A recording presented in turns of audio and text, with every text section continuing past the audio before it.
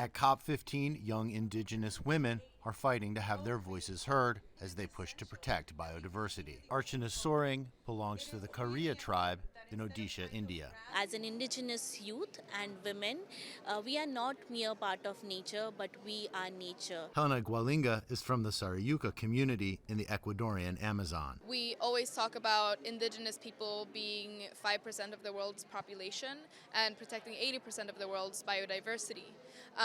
So we are automatically, when we're talking about biodiversity, we're talking about Indigenous territories and Indigenous people. Aisha Siddiqa is from the tribal lands of Mochivala in northern Pakistan.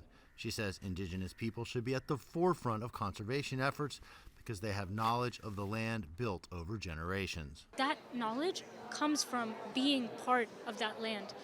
And you cannot just go in to a place like the Amazon rainforest or the Himalayan mountains and take samples of soil, take it back to your petri dishes, and over a few months come up with a solution. It's going to fail.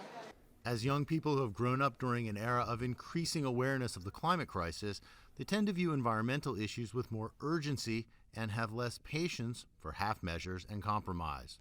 Younger generations are coming in and saying, we are done with that, and we need to make sure that we're doing this in the right time and with the urgency that's needed.